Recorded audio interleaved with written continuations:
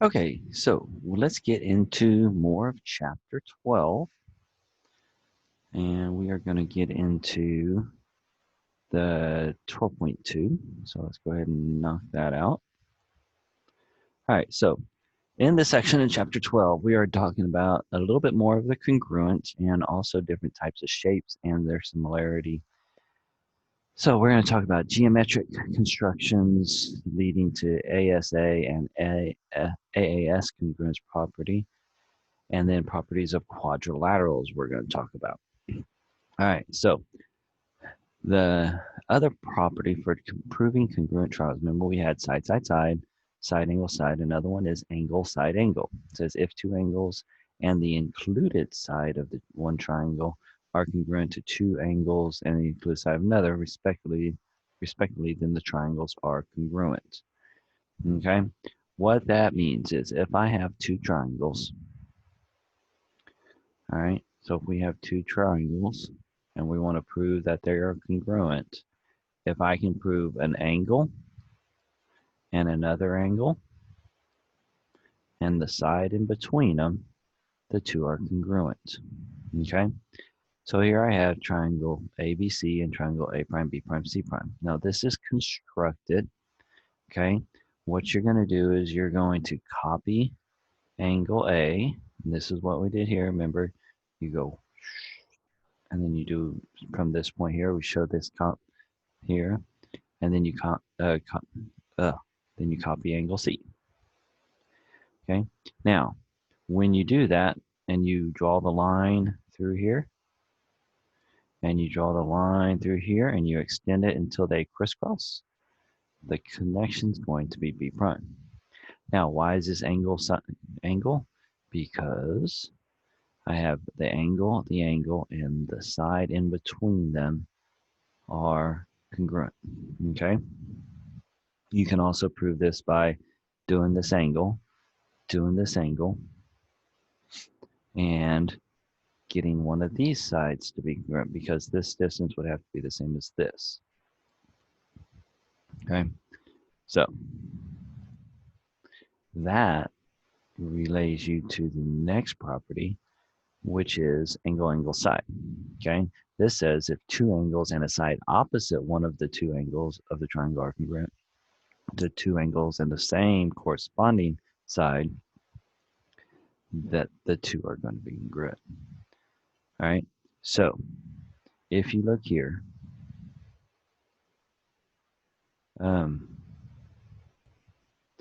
you're going to have this angle and this angle, this angle, and this angle. These two angles are congruent. But notice, this is included, this is not. So this does not prove anything. Okay? What you would need to prove these two triangles congruent, if I know this side over here is congruent, or is a distance, then I want to know this side would be the same. If this is the same as this one and these two angles, then they are congruent by angle, angle, side. It's got to be two angles and an opposite side. Two angles and opposite side. This one is not correct. Okay, that does not help you prove congruence. Okay, all right, so let's get to the next one. All right, show the two angles are congruent. Now, my next slide that goes on top of this will do all this for me, but let's talk about it with just drawing. All right, so here I have an angle and an angle. Those are good. These two are good. Now, what would I need to prove these two triangles are equal? I don't have any sides, but I do have one side that we can always count as congruent, and that is BD is congruent to BD. So this is a side that works. So this would go under angle, side, angle. Okay, so see what it says. I know those two angles are congruent. These two angles are congruent. That's what we already said. The side in between is congruent, so there's your angle, side angle. All right, good. All right, so here's another one. So let's look at this. Now, what I tell people to do is go ahead and let's break this apart, okay? So I'm going to go here with the black triangle, which is going to be this. This is A. Here's B, and I know that's a 90-degree angle, and here's C. Okay, I also know that this is 3, and this is 30. All right, so then let's go to the pink one. So the pink one has this. Here's my right angle. Here's E. Here's C. And here's D. And there's my 90-degree like this one over here. EC is 3. Okay, and this angle up here is 30. So, do I have enough? Well, I've got, let's look here. So I have an angle. Here's an angle, same. Here's an angle, same. And here we have 3's. Well, is that 3 in the same place as the 3 on this side? Well, it's in between the right angle and the angle I don't know. So yes, those are in the right place. So angle, angle, side. So this will be congruent by angle, angle, side. Now what we have to be careful with is how you label that. Triangle ABC. A is the 30-degree, which means the 30-degree has to be first, D. Then it says ABC, so B is the second one, which is the right angle, so DE and then C. DE and C. If you break these apart, it makes it a little easier for you to understand. And that's what I usually tell my students too. Okay, it makes it simpler.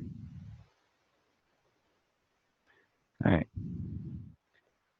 All right, so we're going to talk about some quadrilaterals. It says using the definition of parallelogram, the property that opposite sides of the parallelogram are congruent, prove that diagonals bisect each other. All right, so I'm not going to have you do a lot of proving, okay? What I need you to understand is, they want you to prove this because it's true, but in a parallelogram, the opposite sides are congruent, and that the diagonals this, bisects the other one. In other words, those two sides are equal and those two sides are equal. And opposite sides are congruent. These two would be equal and these two would be equal. Okay, and that's what I really need you to be able to understand. All right. All right. Do we so that we already know that this is kind of what they already talked about. All right. Now this is the proving of it, and it's using triangles. So we can use triangles on basically any quadrilateral helps us to prove congruency. All right. Now, the other part of this section I need you to get down is the properties that different types of quadrilaterals have. Remember, quadrilaterals have 4 sides. We just talked about a parallelogram. We'll talk about again. A trapezoid has at least one pair of parallel sides. Okay. And then consecutive angles between parallel sides are supplementary. Now, what does that mean? Let's see here. All right, so one side is parallel, so we're going to say this one's parallel to this one. But second consecutive angles of parallel sides are supplementary. In other words, A and B would add up to 180. C and D add up to 180. No, still won't work. Okay. All right. Now, you have a special trapezoid. It's called an isosceles triangle. An isosceles triangle has the two non-parallel sides are congruent. Okay, so it looks like a triangle that's cut off, almost. Okay, it says each pair of base angles are congruent. That's how these markings. A is congruent to D, B is congruent to C. A pair of opposite sides are congruent. Just talked about that. That's what makes it isosceles. If the trapezoid has congruent diagonals, it is isosceles. Now, that's the one thing the picture does not show. So you can prove something's isosceles trapezoid if you can prove that this diagonal is the same length as this diagonal. If you can prove that and show that, then it is an isosceles trapezoid. That's what that's saying. All right.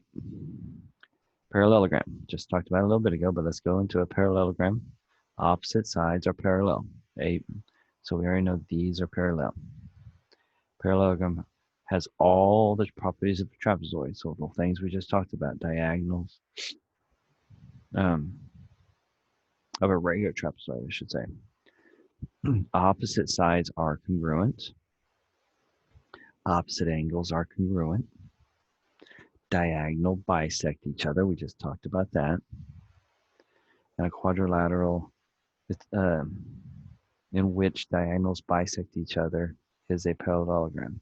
So again, another way you can prove it's a parallelogram is if BC bisects AD. Okay? So when we take this diagonal, if you take the two diagonals, if these two sides are congruent and these two sides are congruent, then it has to be a parallelogram. All right, rectangle. Okay, a rectangle, you know what it is. It's a parallelogram with a right angle. Remember, we showed you the hierarchy of these on another slide. A rectangle has all the properties of a parallelogram. Remember, it goes down from the parallelogram. All the angles of a rectangle are right angles. We know that. It's a quadrilateral in which all the angles are right angles is a quadrilateral, is a rectangle. In other words, if you have four sides and all the angles are right angles, it's going to be a rectangle. The diagonals of rectangle are congruent and bisect each other. Okay? So, what that means is if this diagonal, and if this is a rectangle, not only does it bisect, but the two diagonals are going to be congruent, which means all four of those are going to be the same distance. Okay? And if you can prove that, then you can prove that it is a rectangle. And once you prove it's a rectangle, then it has to be a parallelogram. So remember that hierarchy. All right, kites. Here's one that you don't learn too many times, but a kite, it has two adjacent sides congruent and the other two sides are congruent. Okay, so you've seen a kite. This looks like a kite that you would fly. Notice these two sides are congruent. They're consecutive. They're next to each other. And then these two sides are congruent. Over here, congruent, and then congruent. Okay, now this would be a convex, and this is a concave because of the cave in, right? An easy way to tell is if I can draw any line from one point of the figure to another point and it goes out of the picture. So like here, any line I draw here from one point to another, even from here to, whoops, not that one, from here to here. Okay, but if I draw a point from here to here, it goes outside the figure, which makes it concave. And that's what makes it concave. So properties. Lines containing diagonals are perpendicular to each other. Okay, I need to show that one because that one's kind of different. So let's look at it. I'll show you what they're talking about. Because lines containing diagonals are perpendicular. So this diagonal and this diagonal will be perpendicular. Okay, now they have to go opposite sides. Now how you get to be perpendicular here? Well, here's a diagonal. But the diagonal that goes from here to here goes from here to here. So if I extend this, that's going to be a right angle. That's how that works. Okay.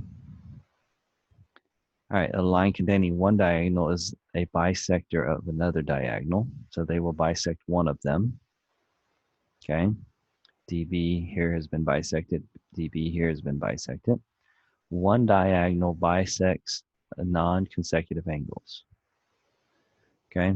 So you're going to be able to bisect non-consecutive angles. So this diagonal cuts angle A in half and cuts angle C in half. This one cuts angle C in half. A quadrilateral with a line containing one diagonal is perpendicular, and this is how you prove something is a kite. Okay. All right. So let's get rid of that stuff. And let's get into a rhombus. A rhombus is a parallelogram with the two adjacent sides congruent. In other words, better term, a rhombus is a parallelogram that all four sides are equal. Okay. Now, a rhombus has all the properties of a parallelogram of a kite. Quadrilateral in which all the sides are congruent is a rhombus. So any quadrilateral that has all four sides congruent is a rhombus.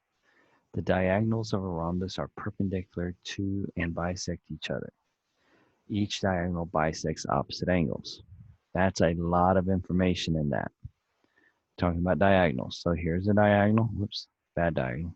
Here's a diagonal and here's a diagonal. Okay. All right. So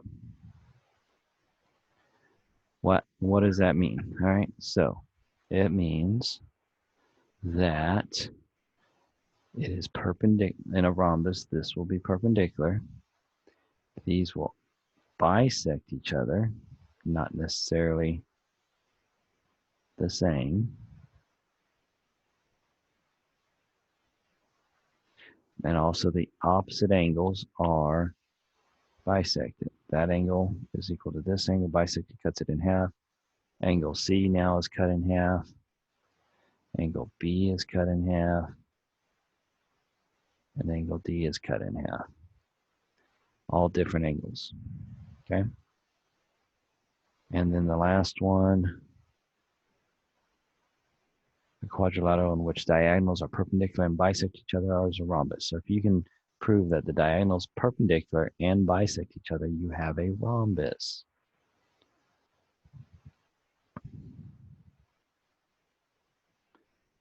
All right, then it leads us to the last one, a square. A square is a rectangle with all sides congruent. It would also be a rhombus, right? A square has all the properties of a parallelogram, a rectangle, and a rhombus. So it is the last child, basically. It is the last one with all the rules. A rhombus with a right angle is a square. So if all the angles are right angles and it's a rhombus, then it's also a square. Okay? All right. Then the last thing in this section, and I kind of took some other stuff off, but is a median. Okay? It says in the figure, ABC is a right triangle and CD is a median of that triangle. Okay? Now, in this, I didn't change all of this. I probably could have, but I don't care about the proving all of this stuff. Okay? What I want you to know is what a median is. A median goes from a vertex to the midpoint of the opposite side. So it goes from a vertex C to the opposite side, and it makes it a midpoint right here. D would be a midpoint. Cuts these two in half. Okay? The other thing I want you to know is all three medians intersect at what's called the centroid. So you say, where all three medians? Where's all three medians? Well, you would have a median that goes here, which would cut this side in half. And then you would have a median that would go here and cuts these in half. They're all midpoints. This point right here is called a centroid. It's really what they call the balance point, okay? If you have a triangle and you find the centroid, you can put that centroid on your finger and you can technically balance that triangle. Okay, not a piece of paper because piece of paper wouldn't work, but a piece, if a triangle is made out of wood or something, that's supposed to be the balance point. It's called the centroid. Okay. All right. So that is that with the median. And then we have one last page here that I need to show you. And that is congruence of quadrilaterals. Okay. It says one way to determine a quadrilateral is given directions of drawing it. Start from one side and tell what to do on the next side. Okay. To show that quadrilaterals are congruent, the rule to prove congruency is SASAS, which is side angle, side angle, side. You have to prove 3 sides of that quadrilateral are congruent, corresponding sides are congruent, and the in-between angles of those 3 sides are congruent. Okay, so I can draw, let me get to my triangles that I can draw, or quadrilaterals, do our quadrilateral. All right, so I have this quadrilateral, and I have this quadrilateral. To prove that these two are congruent,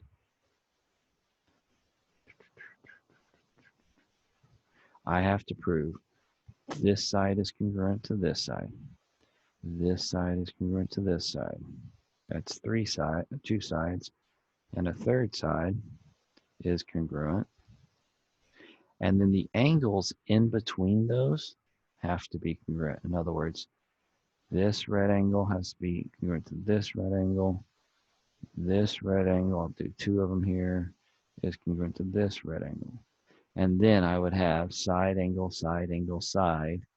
And if I can prove those 5 things in both of them, then both of these triangles are congruent. Okay?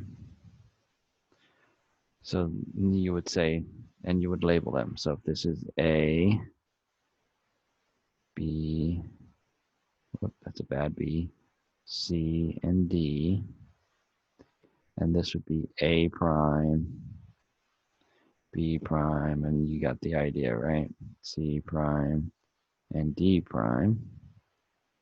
You would say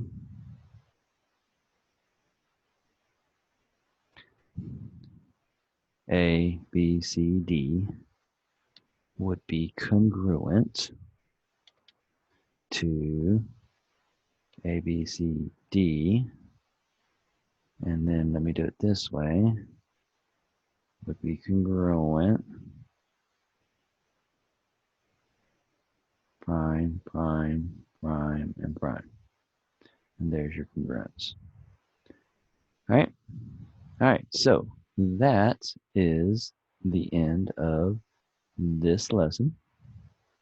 Okay.